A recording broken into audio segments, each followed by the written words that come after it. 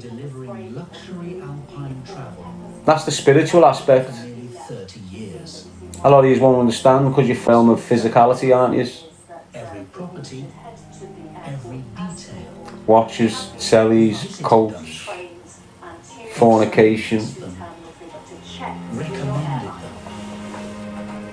them. Yes, Suze. We've done that. People are calling me gay because I haven't slept with no one for 2 years.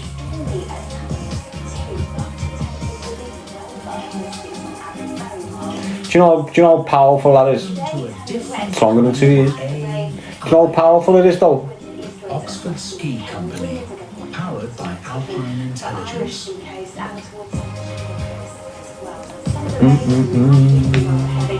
Now look, let me just get this correct for you. Because some of you perverted, fucked up things will be thinking evil straight away, won't you? Now look, I've done jail all my life. So I was masturbating before many men. When you're in jail, locked in cells as a kid, you're masturbating before any kid is outside. So you go through a lot of processes that every young boy is going to go through. But you do it a lot earlier. Why? Because of the environment you're in and the isolation you're under. All these things only kick in when you're isolated. So your kid will understand himself when he's alone, basically. Get what I'm saying? So now where I've done loads of jail, I've gone through the horrendous process of abusing yourself with your wrist and your fist.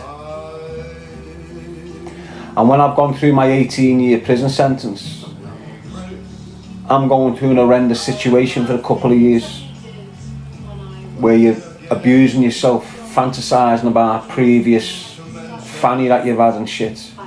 It's what you do as a man. It's what the devil makes you do. So when I'm in jail, I've managed to start controlling these urges. I've started managing to control and not abuse myself anymore. And when I'm feeling whatever, calming myself down, I'm not abusing myself in the corner like a little devil. So because I've got experience of containing these emotions for years and years whilst in custody, because if you don't contain these, you're getting gay, you're going gay. Straight up, mate, I'm telling you how it is. If you're doing double figures and you're going through your jail, abusing yourself, watching porn, doing all this mad shit, you're going to end up gay. That's why you've got to contain your emotions. Why? Because your sexual urges can drive you into any mad shit, mate. And if you get these sexual urges intense in jail, the way some people do, you bow down and you end up fucking breaking and going with next man and shit. And it's happening in huge numbers in prison. Why? Because they can't contain the urges. I contained mine for years. So when I get out of jail, it's not like I've been masturbating for years. I hadn't masturbated for years when I've got out. So now if I get a bird who thinks she can take, yeah, she'll make me get aroused. She'll make me like, if that's an intention, that'll happen to me because I'm a man. But it's the control I've got as a man. It's the control I've got as a very strong, powerful man. If you succumb to that weakness, you're just like any other weakness. If you can succumb to the evilness of this woman who's trying to get into you for her own little whatever reason, that's like succumbing to drugs. That's like succumbing to nonsense. That's like succumbing to all the other horrendous shite. If you can't prevent yourself from this, you can't really prevent yourself from anything else that can entice you. So look, a lot of men are not in control of their sexual urges, and a lot of men don't get approached by women to test it so they can remain faithful. But they've never been tested. A lot of men can't.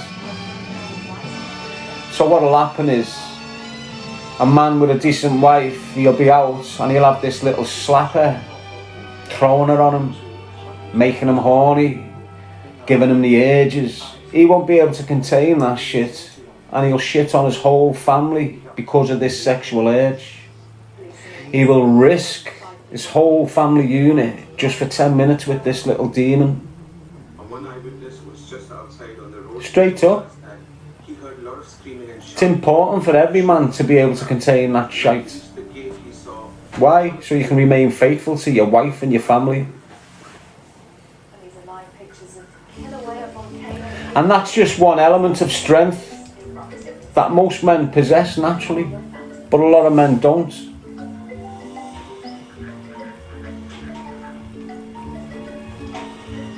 Got loads of men that can contain their urges.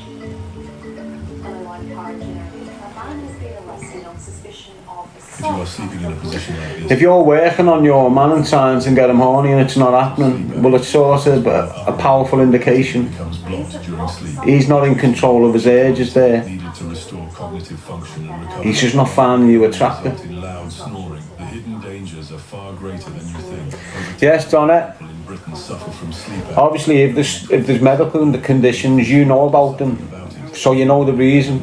If there's not, Hormonal imbalance and an increased risk of a stroke or dementia. If you yes, Dolly daydreams. there is one You mightn't be on that page no more. You might be at a certain age now, pillow where that's your sleep and not as frequent on your mind as what it used to be when you were younger. support needed to improve breathing. So you might be at a stage now where you're not really interested in getting banged everywhere by this man. You just like the company, you like the presence, you like the days out and the meals. Collarbone when you lie on your It's not really a sexual relationship, it's just more of like a platonic relationship. automatically corrects this by keeping your chin raised and letting your spine unwind. 2. Do you know what a platonic relationship is? Other ergonomic pillows can improve your Basically what I've got with yous. when lying on your back.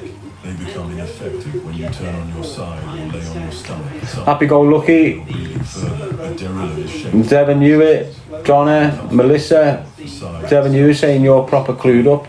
I am, mate, but I get wobbled. Body posture can tighten your neck and up So amongst this articulate intelligence that I produce, you're getting angry Darren all the time, like regular pillows. which is unfortunate. Shoulder comfort by allowing them to unwind and stretch out. 4.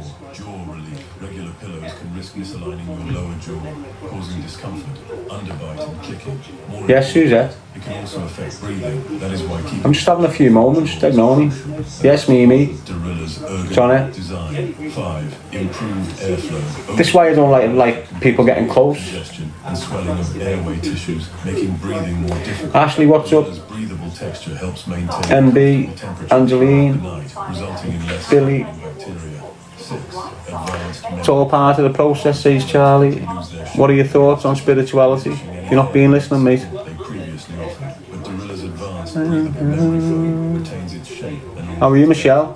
7. Improved circulation. Dolly, Oxygen must pass through Debbie, the entire body to Chelsea, have you got kids? Of course you have, mate. pillows cut off that circulation. It may result in Can you see them the other day? reduced sleep quality. Derilla Well, Rose doesn't like getting on camera, neither does her mother. without your neck and shoulder, Laura's not really got a say at the moment. but there's more. Even Yes, Carla Louise. people have already replaced their regular pillows with But you see, Laura, I spend as much time as I can with them. knowing that Derilla, You know, but they live in Liverpool, as well as their shoulder so you can understand the dynamics there. head, click the link below to find Like, look, the exclusive limited deals that are available. Time- before, So don't wait. Unlock look, social services kicked in. Derilla Ergo today. So look, I was a stepdad at first. We had Quintus to another one, but I don't get to see him because of the woman, not because of me. So before Laura's born, I'm filling the shoes of another man. I'm being a father to some girl who's got a dad. So the girl I was with had a daughter, and I've stepped into the fold because dad wasn't stepping into the fold. She knows who her dad is. I've never denied, you know, it is what it is. I'm a decent man, me. It's not one of them situations. But I'm going into Liverpool every weekend to pick my daughter, I call my daughter, pick my daughter up and fucking... I weren't calling the daughter at first. Overstepping the line a bit, but then When I'm calling a Laura daughter, I can see the fucking, like the detachment there from, so it's best to call them both daughter. So there's no like feeling not loved. We went through that process as well. You know, where the dad interferes and then fucks off, and then I've got to pick the pieces up because she's in a mess because she hasn't her dad's not in contact with her again or some shit like this. But the point I'm making is, I was going to Liverpool every weekend, regardless of all the bullshit. I ignore what they say is not hard in Liverpool. I was there every fucking weekend with my bird and my kid, with my stepdaughter, and we'd do shit every weekend. And that was, the relationship was quite strong like that. Why? Because we had regular contact. And she could bomb up and so it was all nice. But then Alora's came along and social services got involved dead fast. Why? Because I've got a threat to my life in Liverpool. I've had people trying to shoot me dead, and when people have been sitting next to me, they've been shot dead. So they've got a legitimate concern, and I know that. I'm not stupid. So within an hour of my baby being born in the women's hospital in Liverpool, where I was for 5 days, over the New Year. So we went in there New Year's Eve, never come out there till like the 5th or the 6th. So the minute the baby was born, the phones rang. When we'd been put into this little cubicle where the babies were at, there's a phone there, the phones rang. It's the social services. They'd been monitoring us in the hospital with the police. I was on it, but she didn't believe me. But I was on it from the get-go that we were being treated completely different from every other hospital. On it straight away. Like, the whole plan was for me bird to get to Birmingham Hospital and have the baby in Birmingham, so the social services and all that couldn't fuck with us. But it's like they knew. I don't know how they knew. She had a marker on her already from previous things with other boyfriends. So when she's told people she's pregnant, all of a sudden something's happening in the background that I'm not aware of. And I didn't know all this until... Anyway, that's pride at that part. But anyway, the baby's born, and with me, without me knowing, they already know she's pregnant to me. And well, hang on, let me just say, so she's had a baby to someone, and something's gone on with the man. And because of what's gone on with that man, she's been put on this thing, like an at-risk type of thing.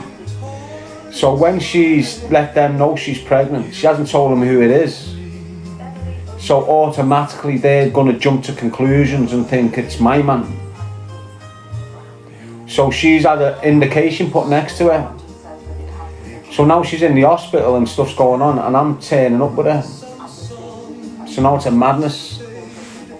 Why? Because they all know me. They've heard my voice and they're going, wow. It's obvious who the fuck I am. So it went from, what they've said to her was, we need to bring you in and have one of these things because it's at risk. So that fucked the Birmingham move up. So now I'm having to travel into Liverpool and sit in this hospital. And when we're in there, you've got 3 or 4 nurses. We're meant to go into this room, get dealt with here, go into the next room and get put into the other room. And there's loads of other people doing the same thing as us. Loads of other potential parents doing the same. So we get brought in, get put in this room. We've got these 3 nurses looking at us, getting us geared up, getting the blood thing off there. They wanted to do this test on me to see if he had this fucking COVID, because it's that time. They weren't going to let me in if he had this COVID, so they only done the test on me, and my nose has been fucked since, mate. So I've had that test to get in there.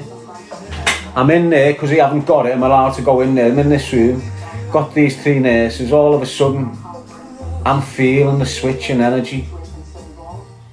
The nurses are acting different. The whole vibe in this unit is weird, and I'm picking up on it and saying to her, who's got this mask on her face, not dropped yet, we're being watched. This is what I'm saying to her. This is iffy, this. we've got people are watching us here. This is not right, this. And as I've said that, things are starting to substantiate what I'm thinking. Why? Because people that have come after us into the same unit are going through the process dead fast. So they've gone in the room, had all this thing shut, gone in the next room, had it all broken. You know where they put something in to get the waters broken? They're going through that. And we've been in there, all of a sudden we're in the same unit for 24 hours and I'm just watching people go into the spare beds. I know there's something going on here. So now the next morning, all of a sudden, we're not seeing no nurses. We're seeing this fucking one big aggressive fucking nurse in a blue fucking outfit. 11 people, and she's came in, and the first thing that's come out of her mouth, "You're not recording me, are you?" This is what let me know. That was the final thing for me to know. So now we've got this main nurse, like a fucking head nurse, looking after us, no one else. And the first thing out of her mouth when she came into the cubicle, "You're not recording me, are you?" So I knew she'd been sat down and said, "Watch out, he might record you." There's telltale signs when you're in my shoes over the years of experience, and you get indications of you being observed and they're talking or they're saying shit to you. It's not a paranoia, it's valid, all of it. That's what it was. They prolonged our stay in here for some fucked up reason. So now I'm starting to kick off. Why are they all got? Because I'm on it. They're deliberately slowing us down here for something.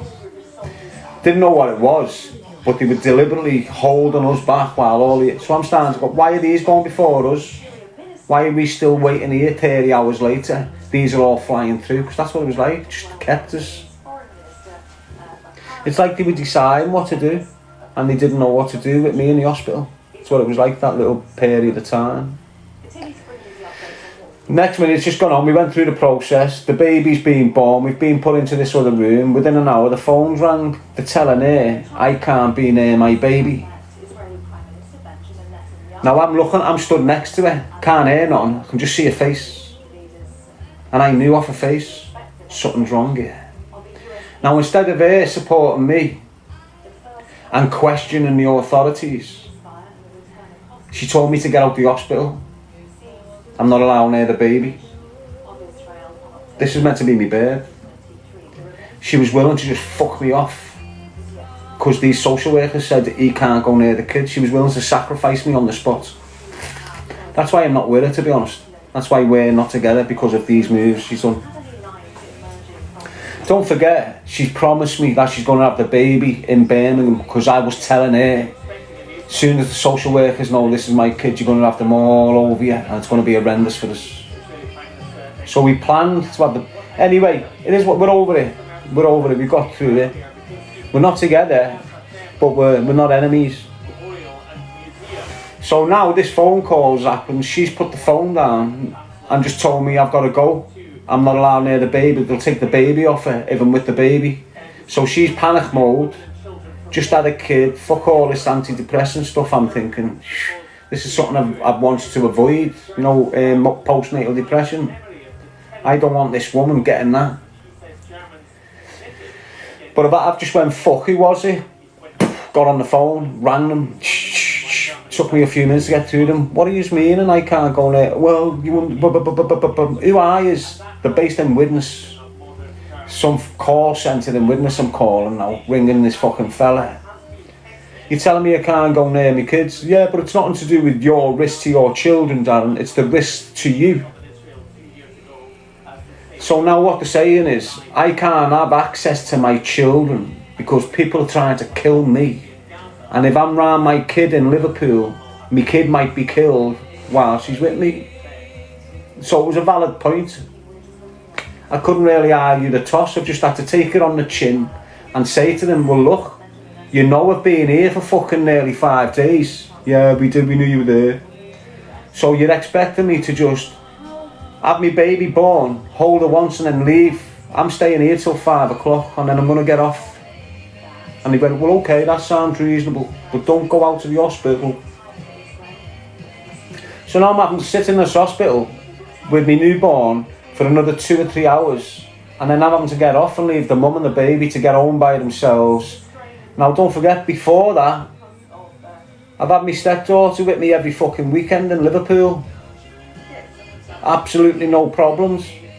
All of a sudden my baby's born, now there's problems of me being around my little unit in Liverpool. All these things put pressure on me and the mum.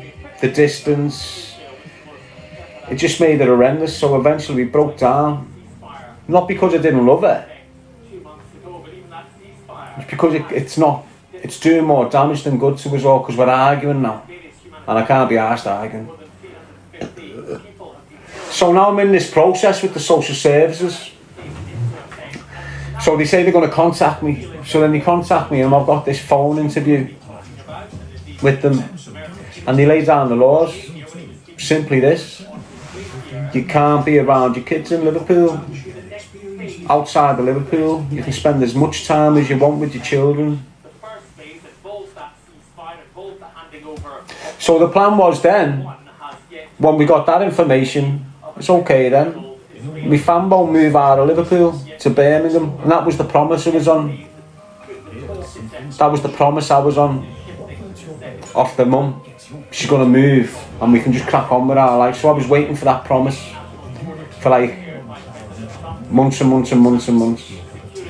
Still putting my energy in it, putting my finances in it, put everything into it, hoping and waiting for this big family thing to kick in my life, crack on. Universal credit, an hotel room, they'd come up for the night and I'd be banging my bed while my kids are in the room. Fuck that, mate. And what had happened was, you know where I'm deep, I'm like very attached me, I'm very fucking emotional when I get connected to someone. So when she's up on a regular, it used to be every week. Why? Because I can afford it. I could used to pay for the travel cost every week when I've got my platforms up and running.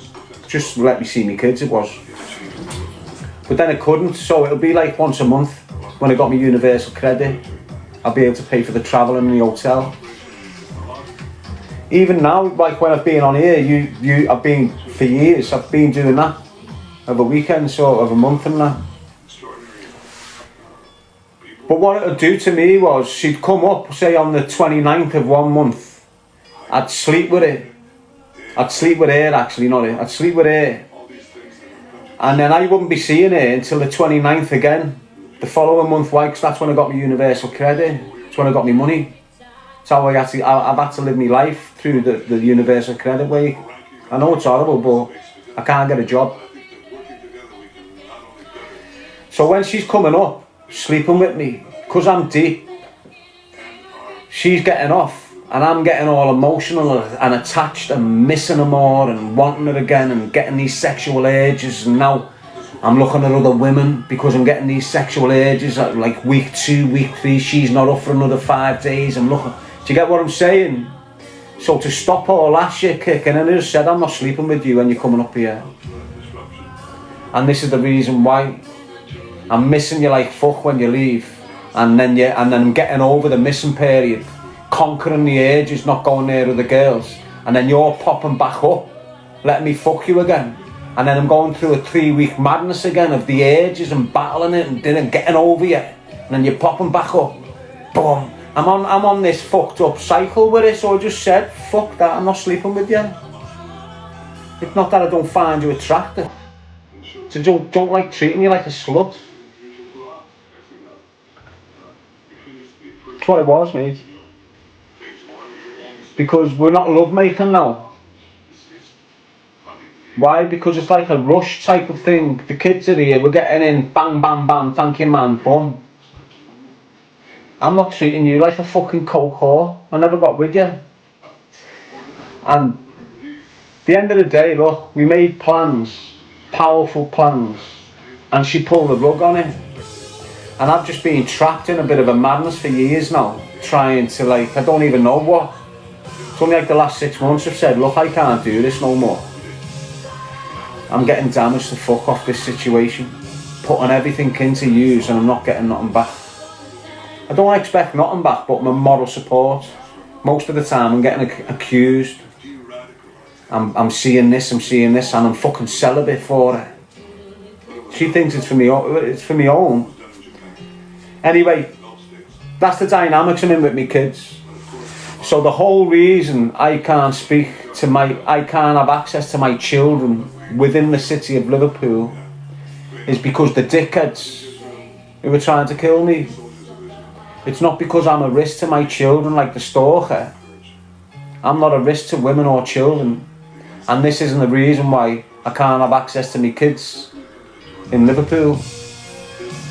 The risk's out of my hands. So when I've got the dickhead Sam Walker screaming he's going to get me shot dead and all this shit across social media like he did a few months ago, thinking he's a madman trying to make himself look big in front of gangsters around the country. I don't even know why he's trying to think he's hard. But what that does to me is, because the police know who I am and what I'm all about, they start overthinking. So on the back of him threatening me, instead of the risk between me and Liverpool, and me eventually getting into Liverpool, being able to have my kids in Liverpool and pick them up in Liverpool and come out, whatever, that could mean he's going to kill me across social media, which makes the police come and give me fresh threat to life warnings like they did 6 months ago. It's there on my wall. So he's went on social media, screamed he's going to get me shot dead. Within a week of that threat, I've got Birmingham police that haven't been near me at all for fucking ever come and get on me with this threat to life warning. That threat to life warning impacts me risk in Liverpool again and makes the risk in Liverpool dead eye, which makes me having to start again the process of lowering the risk in Liverpool for me and my kids to have a normal fucking life together. And this is what they do, isolate me to fuck. Imagine what I'd be like if I had the kids around me every day and a woman to help me fucking look after myself while I'm going through this madness. Be a different person, wouldn't I? And that's like what they've deliberately fucking sort of done. It's alright, I'm not crying about it. Just telling you, you know, this sort of shit impacts on children, my children. I've done loads of crime that's impacted on a lot of children. That was 20 years ago, 25 years ago. This is not karma, what's happening. This is envious, evil, jealous people doing deliberate things to destroy me and my little process. If I've got a little boss family going, they want to break it and destroy it on me. I haven't even done fuck all to the people that are doing this. I've offended them. Get what I'm saying?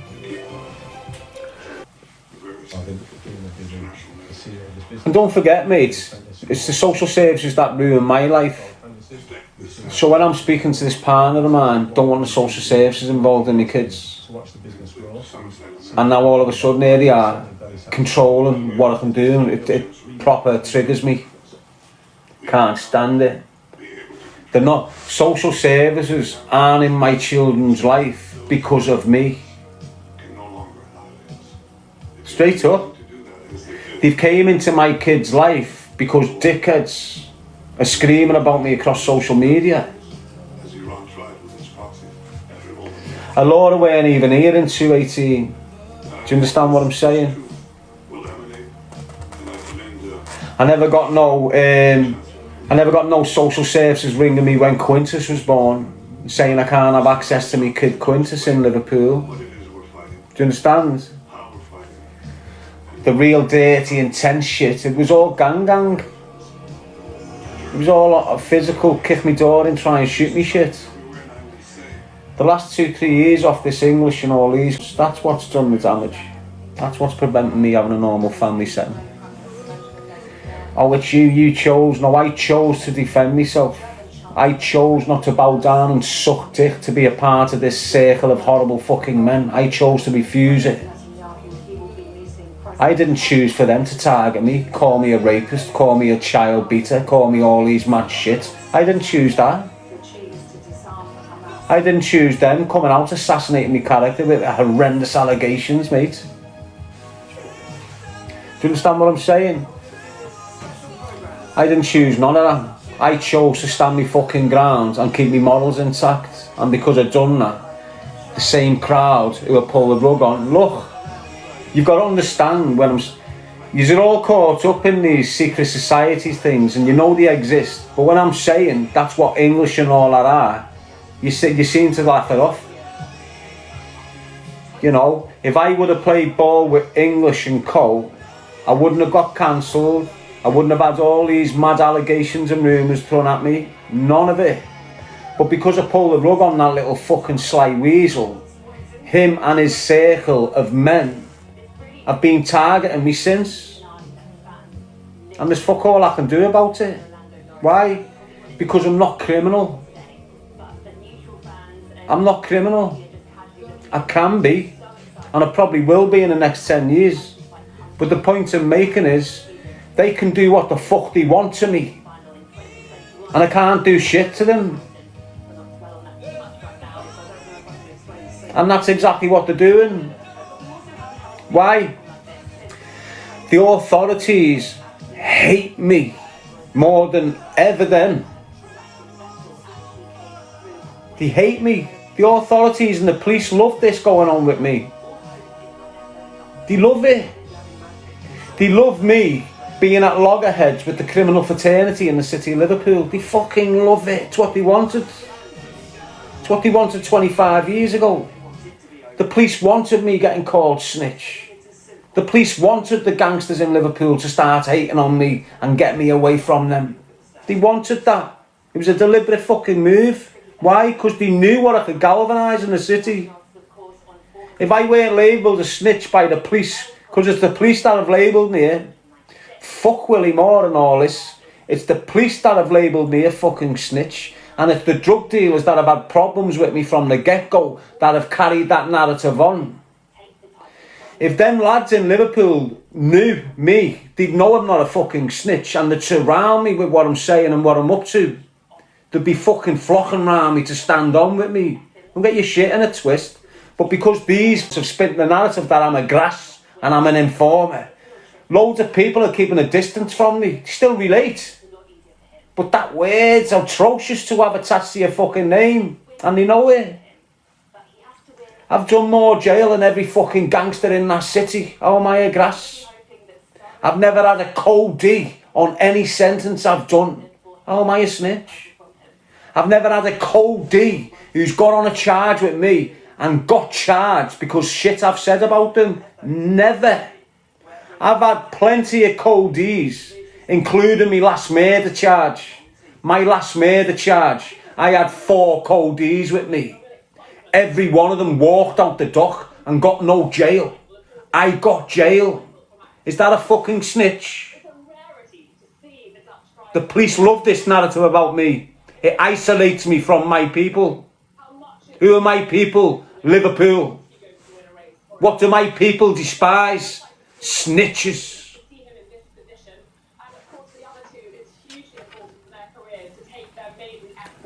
I'm no fucking wrong'un. I've done more jail than every fucking gangster in that city. Every fucking one of them. Them gangsters that are calling me grasses, I've had me charged with offences. I've had me on remand in custody in prison. I've got me on bail right now. The same gangsters and gangster families and organised crime groups that call me a snitch and a wrong'un in Liverpool, I'm on bail for right now. And I've been for 2 years. Think about it. Who's the fucking snitch? Is anyone on bail for me? Is anyone looking jail? Is anyone looking getting remanded? Has anyone got bail conditions that if they breached them, they're getting fucked off them? Have they fuck? Have I? Yeah. How long for? All me release. I've had bail conditions for fucking 8 years of the 9 years of being out. Not licence conditions. Police bail conditions. So who the fuck's the snitch here? Who's getting persecuted off the police and the grasses? Are the police persecuting them for what they're doing to me? Are they persecuting me for what I'm doing to them? So there you go. Ignore the shit houses, mate. Trust me. They haven't got a clue, mate. That drug dealing world's full of grasses. You've only got to look at the ones that don't go to jail. You know, your little family got battered off the police, didn't it? Does it not make you think, how come that family never got battered off the police? How come that family never got battered off the police? How can they sit there in council houses that they've made into £1 million council houses with 6 cars up the path? How come they never got battered? How come you and your 2 little brothers, who are game as fuck, not listening to them, not giving a fuck about these local gangsters, how come your family got smashed to fuck? The local gangsters couldn't control you. When the local gangsters can't control you, guess who else can't control you? Yeah, the police.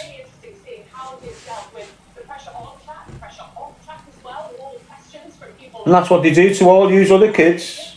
You know, all you little families that were trying to tap into the trade and they wouldn't let you, started trying to target you, started putting little dickheads on you. Same with us.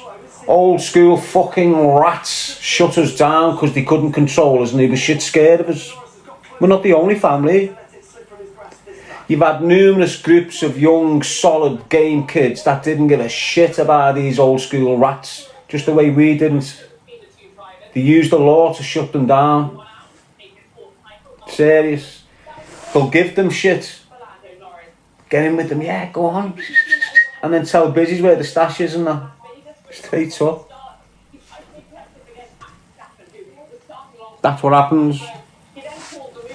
So now you've had me on here for 2 years screaming about the Kinahans, screaming about all these drug dealing families in the city of Liverpool. Why? Because behind the scenes they've been writing me off and paying dickheads to write me off on social media. You mightn't believe that and you mightn't understand that dynamics, but I know that's been happening and it was happening for time. And while I'm screaming about these little fucking idiots on the street, the people who I used to drug deal with in 2001, 3, 4 are the people that are paying dickheads to cancel me and shut me down. So when I'm getting cancelled by dickheads, I know behind there you've got these fucking dirty, horrible... So I start screaming at them. You know, they're trying to kill me now. Do you think I've got anything to fucking lose? I'm keeping my mouth shut. I'm not naming fucking names. Try and kill me, are you? Why, for this fucking dirty little lamb? Now I'm screaming your fucking names. Now I'm screaming Kinahans. Now I'm screaming Farleys. Now I'm screaming all you drug dealing scumbags in the area. Before that, I'm taking your shit. I'm getting me gaff burnt down, not screaming your names. I'm getting people calling me all sorts of horrendous shit on behalf of you. I'm not screaming your names. You burn me apartment down, attack me ma's house. I'm not screaming your names. You try and shoot me dead. I'm not screaming your names. You just keep coming. I start screaming your names. When I find out who you are, I start doing research on you, and lo and behold, the truth I'm speaking on you is horrendous. You just can't handle it. You shouldn't have come at me for nothing. You shouldn't have targeted me for what went on in the past. I'd left it behind. Why didn't you? I'd left it behind. Why hadn't you? You waited for me to get out and try to fucking kill me the minute I got out. Shit houses. But I survived it. What with me words? There's a reason why I survive all these attempts on my fucking life. Did I run out like I did in 2004 when they came to kill me in 2004? You know what I done in 2004 as a 23-year-old man, 24-year-old man? Old school gangsters that we didn't give a fuck about and we wouldn't play ball with tried to shut us out the game. So they come to kill me in 2004. Killed an 18-year-old kid that was sat next to me. Put my brother, who was driving the car in front of me, in a coma and coughed for the kid who was sat next to me. I've went out, fucked on the weed, over smoking the weed. Why? Because I've just went through a crazy shit and I was the only one that never got touched in it. There's 4 of us in the car Everyone got bullets but me. I survived the shit. So now I'm smoking pure weed. I'm paranoid to fuck. I've got a gun under my pillow and a gun in the sideboard. I'm getting encouraged. I've got peer pressure. I've got parents of dead kids telling me shit's got to get done. So I'm under a lot of pressure by the elders. I'm a 23-year-old kid in a fucking shitty situation and I haven't got a fucking clue what to do. I'm smoking pure weed. Why? Because my nerves are fucking shot. I run out in an emotional state of mind within 4 fucking weeks and kill a man dead in broad daylight. Get put in jail for it. There I am, gone. Get out years later, the same crime, kill me again. What do we do? Do we do what I done in 2004, like a soft cut, and go and get myself a 30 wreck? Or do we just fucking take it like a victim? Do we use all my strength, not in going to retaliate?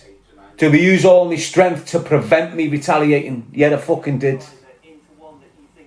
Did he use all my willpower, all my heart and all my fucking strength to prevent me going on the streets and killing some cunt?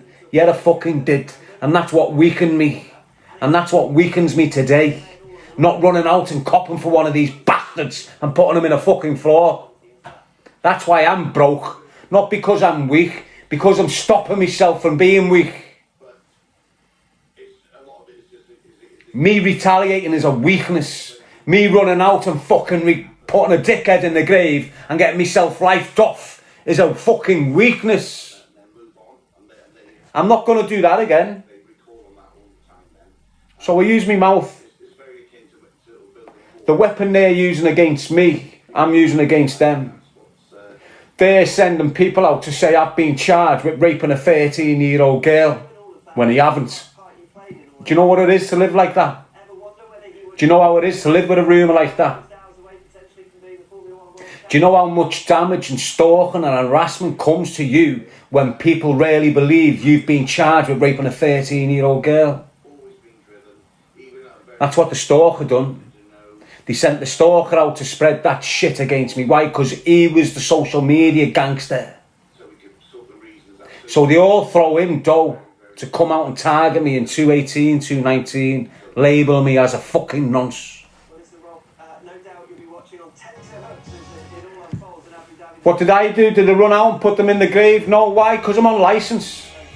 I'm on that risk period. I'm on MAPA 3 tier 4. Do you know what that is? The most risk you can have in this fucking country. I'm on it. I'm signing on 3 times a fucking day. I've got a tag on my ankle and I've got these coming at me trying their hardest to make me fucking reply. They knew what they were doing.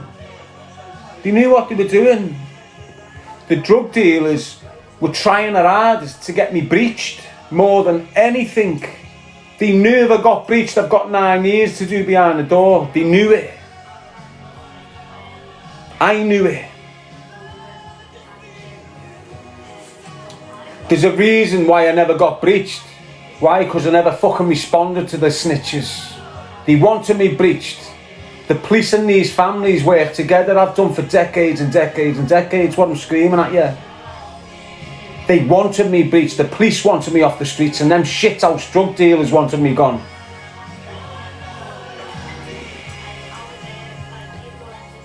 And when that didn't work, they tried to shoot me dead. That didn't work. They tried to shoot me dead again. That didn't work. They tried to just burn me house down and get me out the city. That didn't work. Do you get what I'm saying to you? I'm still here now, fucked in the head because of what them done to me. I'm not fucked in the head, I'm tapped. It's different. When you're fucked, you haven't got a clue what the fuck you're doing. When you're tapped, you know exactly what you're doing. You're just dangerous. Yes, Kim. And as I say, because of being moving righteous, because of being moving by truth, that's why I'm protected now. This is why I've got this strength to just keep on getting back up. Anyone else gone through the 9 years I've gone through was cancelled. They wouldn't even come back on social media. Do you understand what I'm saying to you? They'd be gone, you wouldn't even see them now. I've got a purpose here. It's not money, it's not being a gangster, it's not being famous, it's not building my ego up. My whole purpose on social media from the get-go was choose a life, not a knife. And that's all I've screamed for 9 years while I'm getting bombarded by these My purpose ever is choose a life, not a knife. I'll be remembered, not as Darren G the gangster, as Darren G choose a life, not a knife. That's what I've managed to do without you understanding it. Look, my past life is horrendous. It's not as horrendous as you think. It's highly horrendous to me. But it's only 2-3 years of dirty, horrendous shit, meaning drug dealing. There's 10 times worse people than me in that fucking city who do 10 times worse horrendous shit to me and you don't even get spoke on. The shit I've been through in my past life is horrendous. And if I would have still been known as Darren G, the fucking gangster that had Liverpool shook, and I got shot dead today, I would still be known as Darren G, the gangster who was assassinated by fellow gangsters. That's not me now. That narrative's changed on me. I'm Darren G, anti-knife activist. I'm Darren G, anti-drug activist. I'm Darren G, anti-gang activist. And when I got shot dead, it'll be Darren G, the anti-gang activist. It won't be Darren G, the notorious gangster. And it's a different legacy. Why? Because the legacy I'm leaving now will always be remembered. If it was just another washed up fucking gangster, I'd be in your mind for 3 or 4 years, then forgotten. When I die, I'm not forgotten. I've penetrated every fucking age category. Know who Darren G is. Every age category is aware that Darren G screams, choose a life, not a knife. Every fucking one. From 2 years old to 15 years old, from 15 years old to 25, up to 55. Everyone knows of me, Darren G. Thousands of people in every age category, right around the country and the world, are aware of Darren G. Right, I've got kids now who are 14, 13, 12 speaking about Darren G. They've got 50 years of existence still in front of them, hopefully. Right through their existence, they will carry Darren G in their life. These kids who are speaking about me now, whether they're laughing at me, whether they're hating on me, whether they're loving me or admiring what I'm fucking doing, in 25 years' time, I'll be a topic of conversation for them. That's a legacy. These that are attacking me, no one will give a fuck about them in 25 years. No one. Why? Because they're self-elevated. I've done nothing for 9 years but elevate a message of choose a life, not a knife. That message has penetrated pure people and had major reactions with them. Completely made young men change their life completely, and it's got better for them.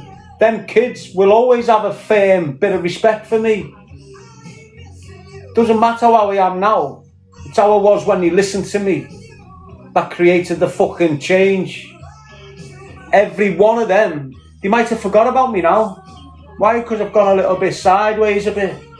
But when they grow up and they get into their twilight years where they're starting to broaden and think a bit more, they'll appreciate exactly what I was screaming.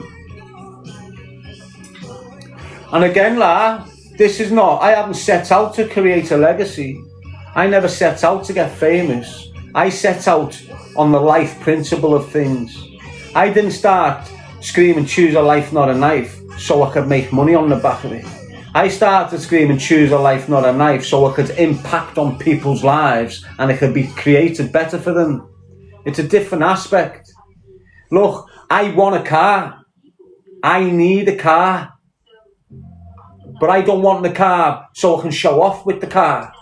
I don't want the car so I can show my haters, look at me, I'm rich. I want a car so I can pick my kids up and drop my kids off. So I'm craving a car for the life form of things. I'm not craving a car because I've got an ego and I want to act big on video. I'm craving a car. It doesn't matter if it's a F-reg or a fucking Z-reg, as long as it gets me from A to B, because I need it to pick my kids up. And that's my outlook of life. Everything I'm doing has the life form attached to it. It's not for personal gain. Going forward, it's going to be. Why? Because the shit I've gone through when I've been fucking... I need to function better in my lifestyle so my kids can function in the process of their life. And that's what I need it for. If I didn't have kids, I'd just sit here fucking being me.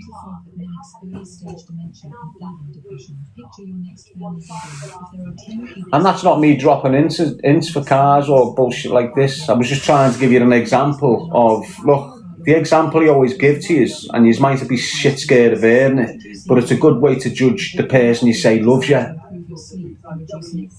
It's a boss way. If he's on the life form of things, he's one to keep hold of. If he's on the money form of things, well, he's not, is he? So you're in your car, young woman or young lad. You've floated somewhere in your car. You've crashed your car. The first person you've called is the person you love. Your boyfriend or your girlfriend, depending on who you are, boy or girl, depends on who you're going to ring. Well, you might be a girl and you've got a girlfriend. Do you get what I'm saying? Whatever it is, you've had an accident in your car. The first person you're ringing, if it's not your mum, is your loved one, your partner in this world. Now, when you tell your partner, I've just crashed, if the first thing out of that mouth is, what the fuck's wrong with the car? Well, then you know you're onto a loser. If the first thing out of the person who you ring is go, are you alright? Have you got any injuries? Are you feeling okay? I'll be right there now. Well, then you're onto a winner. Why? Because the one that's considering you before anything else is the person that's on the life form of things. The one that's considering the car before you is the person that's on the money thing. These don't love you. They love the money before you. And that's a solid way of understanding if around you are genuine. You don't need a lying test to see if this kid cares for you. You know, you go off what you've gone through. Have you gone through a madness? I know this asked about was the watch on your wrist. Have you gone through a madness, broke your ankle? All the cunt was asked about was his bike. Have you got a mate? You've just come off your son. The only thing your mate asked about is you paying his bill. And you still sit there thinking he's your fucking mate. You got your legs in plaster Paris and all your mate wants is your money. Think about it. Think about what the fuck I'm saying. If you want genuine people in your life, make sure they're on the life form of things, not the materials.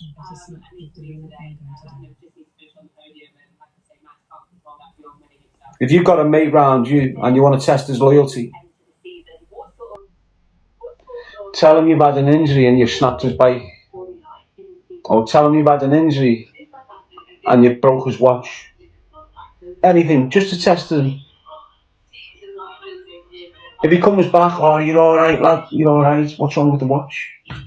How am I going to get this watch back off you now? How are we going to pay for the bill? If it goes on to that straight away, fuck him off. Pay him the bill and fucking jog him on, if there is a bill.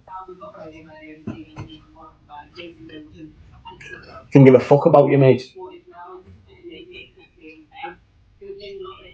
And listen, it works the opposite way as well. So you'll have lads, look, I could give a kid £20 and he'll think I love him.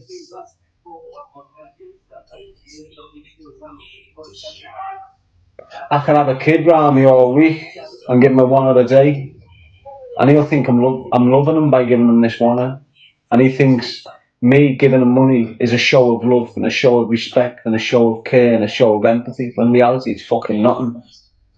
But a lot of the kids think this dickhead throwing him a little £5 is love. And you hear kids saying to these elements, show me some love, show me some love. And the kid will throw him £1 or something. That kid thinks he's loved. It's all a bullshit.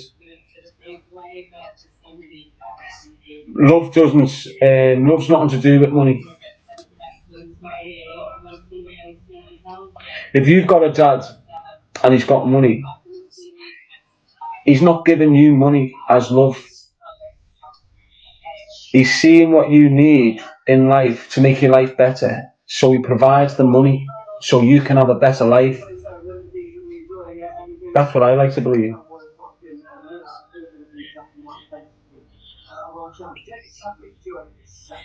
Yeah, well, let me put it this way.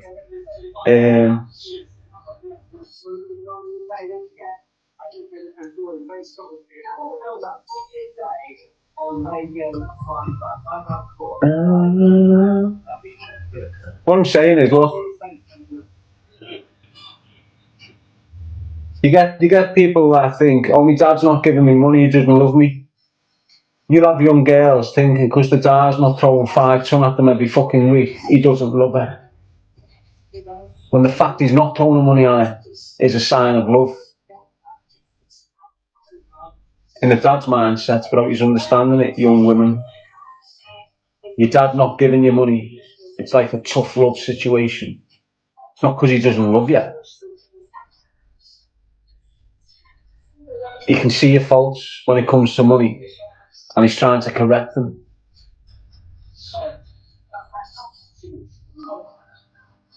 If you're saying your dad doesn't love you because he doesn't give you money, you're fucked.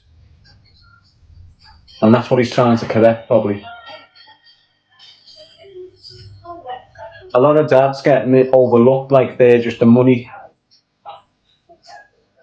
Why? Because they've seen mum. In the generations we come from, you know, your mum always got the dough off dad. So when the daughters are there, it's the same SP. Well, you know what it's like, you fellas, don't you? And you girls know what it's like, I don't need to say to you, you just fucking know. If you've got your dad in your life and your dad's that man, and he's looked after your mum and he's looked after you, you know what I'm saying? Don't you? You know exactly what I'm saying. Obviously, some of these dads haven't had dads to give you that experience, so you don't really understand the experience of fatherhood. So a lot of you, because your dad hasn't been in your life, you think it's okay for your kid to not have their dad in their life. What's wrong with it? Yes, Charlie, here for a boutique, my dad was lethal. Well, all your dads are lethal if they treated you right, aren't they? Even the dad that weighs you in, he's still lethal, isn't he? It's mad, isn't it? That's what happens with kids, isn't it? Charlie saying my dad's my world. Well, it's normally the case with loads of girls. Stepdads can be monsters, can't they?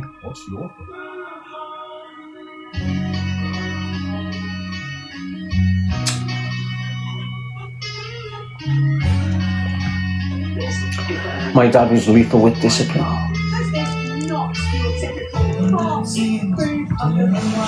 So we got all little rats coming in, expecting me to repeat comments so they can record it and then just chat shit. Get out of here, little weirdo.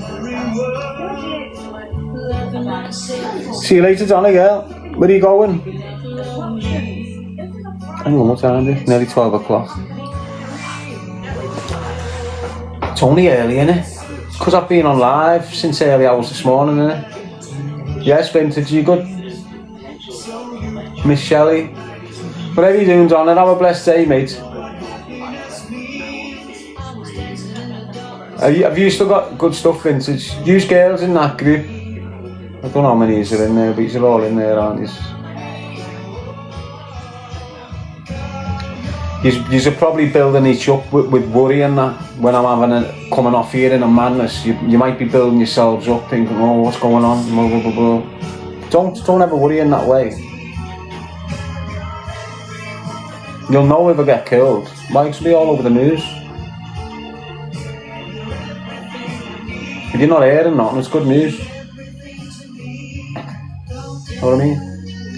Yes, Jan. Sarah.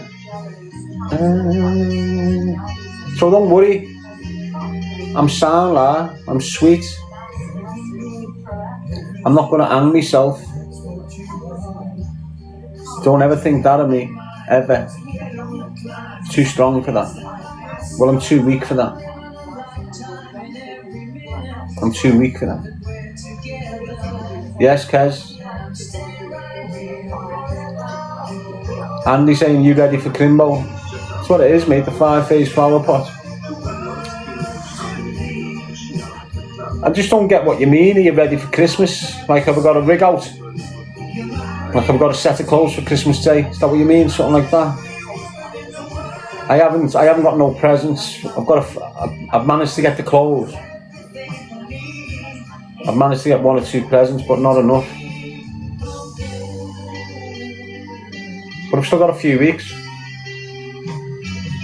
What normally happens with me is universal credit comes before, so I can like rush out and get a load of stuff. I'm not ashamed, mate. I'm not ashamed of being on universal credit. It's just the shit situation I'm in. Probably loads of yous on some sort of benefit structure and does your fucking head in. You can't get off it and you can't get a normal job and whatever. It's just the way it is, isn't it? But it's enough. They won't put me on pit. Don't know why. Yes, LJ, Perry. We've all been there, I know, mate. You've got to understand where I've come from. You know, if I was fending for myself, it would be piss easy. Piss easy to survive on universal credit if I was fending for myself. But I'm fending for the family, so it's like as soon as my credit comes in, this universal, as soon as it comes in, it's halved. So it's halved straight away, bang, to the mum and the girls and the mother. And then I've got my phone bill. And then I've got me keep to this place. I've got to pay this one every month, a dropsy. Then I've got my gym bill. So you can imagine it, can't you? You can imagine the struggle, can't you? It's not a struggle. It's a struggle in the sense of I could do it more of it so I could provide more. But it's not a struggle in the sense of I need more than this universal credit money. Do you get what I'm saying to you? Look, you know when I'm getting out of jail, you've got to highlight the risks to you reoffending. Fuck the system. You don't depend on the system for anything, really. Well, I didn't and still don't. Universal credit, obviously, because what else can I fucking depend on? But when you're getting out of jail, you who's switching up, you who's taking this prison sentence as an intervention and an opportunity for you to change the fucking direction you was in, you're identifying the risks, you know, to you reoffending. So look, for example, look, if you go to jail and you're committing crime whilst on drugs, going through your jail, you come off the drugs, so you're not a risk. So eventually you get out the other side, but you know drugs is a risk to you. So you've got to avoid the drugs and the people that deal them. Why? Because if you get close enough, you're going to start taking it, and then you're going to start reoffending, which will put you back in jail. So me, most of my crime is financial gain. All my crime was financial gain, except for the conspiracy to murder, which was classed as a violent crime, but to me it was a crime of passion, really. So now, when I'm getting out of jail, I've got to make sure money's not a problem for me. So coming up to my release date, I'm already conditioning my mind, fuck the money. It's not about making money when I get out, because this is what you got loads of dickheads thinking when they're getting close to their release. I'm getting out to make money, I'm getting back on graft. That weren't me. I'm getting out to make a family. I'm getting out to live a peaceful life. Anything that can jeopardise that is a liability. And money was one of them. And these people was one of them. And that was one of them. So I've sacrificed all sorts of shit to keep me freedom in place. So when I'm getting out, these kids' priorities, money's number one. When I get out, money's priority is number 7 or number 8. Everything, freedom, family, friendship, all that's well above this bullshit money. So I sit here now, not asked about money. Not asked about it. Does me head in when I haven't got it. Why? Because I haven't got it. I can't even pop in a shop and have a fucking drink. I can't even go to the gym with a bottle of water. That's how bad it's been. For years. It's like the last 2 weeks of every month. That's the way it's been. Why? Because I get on the 29th and then by the 14th, 15th it's gone.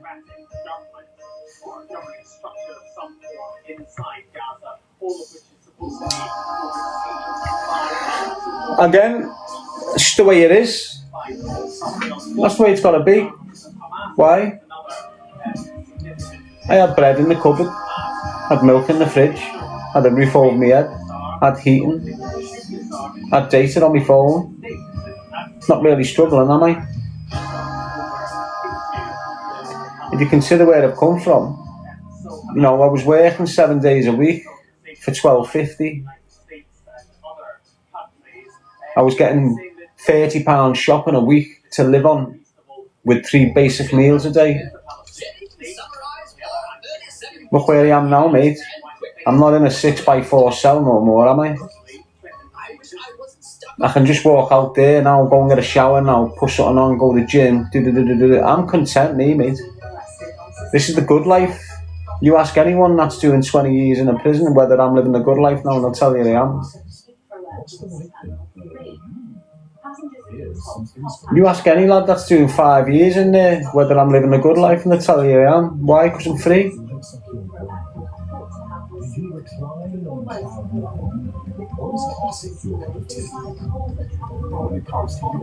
It's fucking great.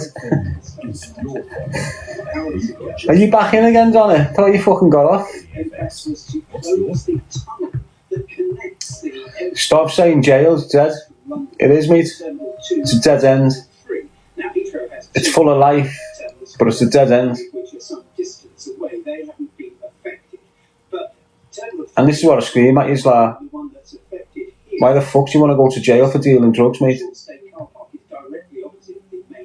Jail's the least of your problems when you're dealing drugs. Why? Because a lot of you don't realise what you're doing. And you're going to feel it when you get older. You won't understand that you dealing drugs is why you're going to prison. You don't understand that yet, do you? Look how long you're spending in a prison cell for money. That's what you're doing it for at the end of the day, lad, isn't it? Money. You've got lads doing 20 years in prison over money. Not even that much. Yeah, so look, most gang murders is for money. You got kids doing 35 reps for money. And the money's like 50 grand. You get more on 20 years benefits. You've got a kid sat in prison now doing 6 years for supplying Class A drugs, and he was making £2 grand a month. Honest. You get more on the benefits, mate. Look, if he wouldn't have dealt drugs and got on the universal credit and got so much a month over 6 years on universal credit, he would have got more than what he profited off the drugs. So look, you'll have a gang of armed robbers there, and they're going to do a mad arm blag on a fucking 3 Surons or something. Get the Surons, get nicked, get themselves 10s with the solar Surons for like $2,000 each or something. Got fucking 6 bags on the graft. So you have to do is sign on and chill for 2 years or something. Fucking 10 grand off universal credit or something. Now they're sat in jail doing 10s for a fucking $2,000 raise. What the fuck's wrong with you kids? He's fucking daft, mate. Are you fucking stupid or what? You've got to be, mate. Now I know it's all about the lump sum. No, you can't really do nothing with the drip, can you? You need a lump sum, don't you, to really make a difference in your life. So I can understand them aspects, like if you're going to do a mission to cost for $250,000 so you can invest it into a fucking business and get your life together. I can see that risk. But I can't see the risk of you fucking snatching that phone off that woman, going to sell it for 200 quid, getting nicked and getting yourself a 4. You'd only have to wait a month and get yourself 600 quid off universal credit. Now you're sat in there for 4 years like a fucking bellend. Doesn't make sense, does it? Now look, it makes sense if you knew the people that are doing them have got addictions, wouldn't it? Makes sense now. Doesn't it? It all makes sense now. Yes, Teresa. When you're talking on that, without implying an addiction's involved there, you think to yourself, why the fuck would you even why would you screech round on a bike snatching phones to get nicked and get yourself 4 years, and the phone you snatched you could only sell for 300 quid? Why the fuck would you do that? But then you go, he's fucked with an addiction. Then you go, oh, so that's why you've done it. Isn't it? Straight away. So when you see these kids and you think, why the fuck's he doing this? It's not necessarily the profit, it's the addiction. He's catering for the addiction, not the fucking profit. Yes, Ali, Mark, Sammy. Meatball saying my addiction is cat. It's alright, lad, but it's still an addiction. It's going to do you damage. If you've got a sex addiction, you're fucked. Doesn't matter what the addiction is, you know, if it's not balanced, you're fucked. If it's not moderated, you're ruined. I know how it works, mate. As I say, I've been through them periods of prison where you're 3 times a day, locking off 3 times a day. Been there, mate, to know exactly what the fuck it's like. Look, mate, the amount of porn addicts in prison is through the roof. There is 100,000 more porn addicts living on your estate than what there is in prison.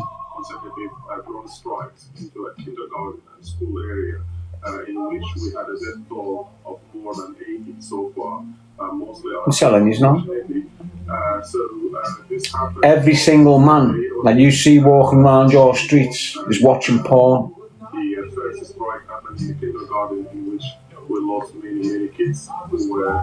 Abusing themselves to it.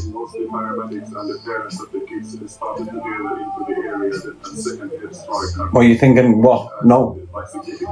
Yes, happy-go-lucky, Mrs. G. What do you think? Do you think that's not right? Yeah, well, let's look at women. Use women. You know, some of you are fucked off porn. But you know your man watches it. Don't you? Have you watched it with him? Have you? So you know them.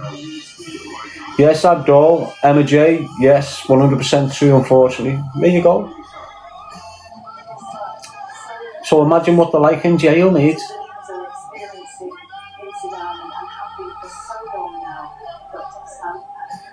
A little skinny ass with a cat head. Imagine that big chesty there. That's a porn addict watching porn in Lardham Grange. You know what they're doing when they're watching that shit, don't you? Yeah, look. Let me just say it like this, look. I've told you the story. I went into Mash's pad in Dovegate and they're all fucking ruining themselves watching mad shit. And I've sat down and I'm watching it with them. It is what it is. I'm a man. I've gone in this room. You've got this porn on the telly and you've got 4 lads in this cell, Scousers and a mank. And they're all watching this shit and they'd watch it every day, different ones, and I think I wouldn't, because I wouldn't be in the fucking room with them. They're locked off on the phones and that. I'm trying to get me released, staying away from all the bullshit.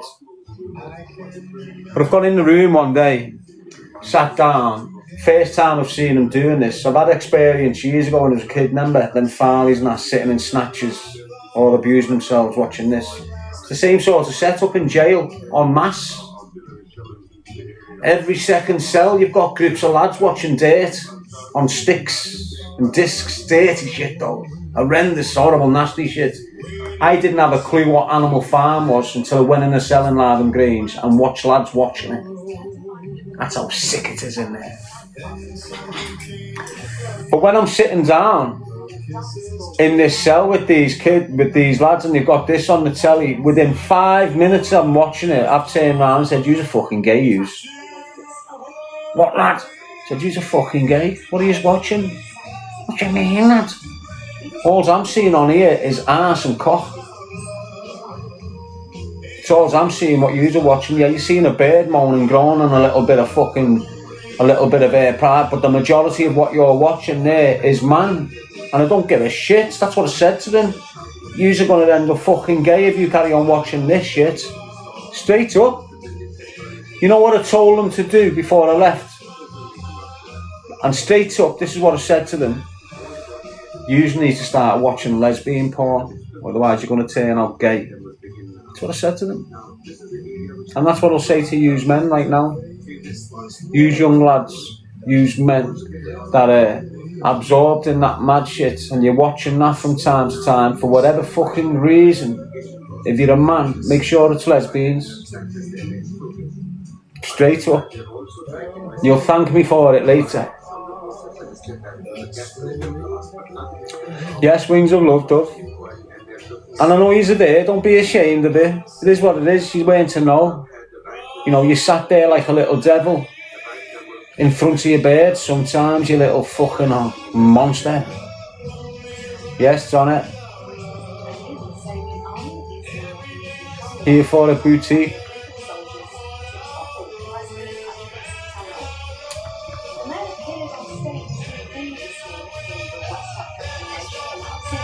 That's what the stalker and that do.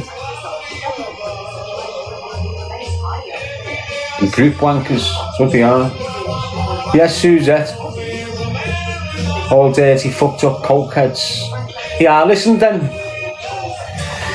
What's the difference, right, between 4 lads sat in that room watching dirty shit, abusing themselves in front of each other, looking at each other when they're doing it? It's pretty hard to avoid looking at someone, wouldn't it? If you're in a 6x4 cell with 4 other lads, you got dirty movie on there, and these 4 are sweating fucking cops because they're going out to leather. It's pretty hard not to observe the fucking what they're doing to themselves, wouldn't it? It's horrible. Alright, so what's the difference with that and an apartment in London Road with, let's say, Tintin, Dave Doran, Speedo, the Stalker, and a lap dancer in the corner abusing herself? What's the difference? I don't see no difference to you. If you've got them 4 suspects there in a room abusing themselves while this one girl is abusing herself, because this is what these cokeheads do, people. They'll get your shit in a twist. They can't rise, they can't bang. They'll sit there and wank for hours, not even be able to come. That's a cokehead for you. And this isn't lies, this is how it is. So what's the difference with them 4 suspects sat in that room watching that girl do horrendous shit to herself while these abuse themselves, and that cell with a girl on a film with 4 lads abusing themselves in the cell? What's the difference? There is none. There is none. Now if you sat there thinking, wow, that situation in the cell with them 4 kids and that porno's horrendous, that's perverted, that's fucking messy, that's going on in jail. Why isn't it messy if it's happening at the top of your road in that flat? Why isn't it messy there? Why can you tolerate it here but not there? No fucking difference to me. That's why I say drug dealers are nonsense. Why? Because they behave like that.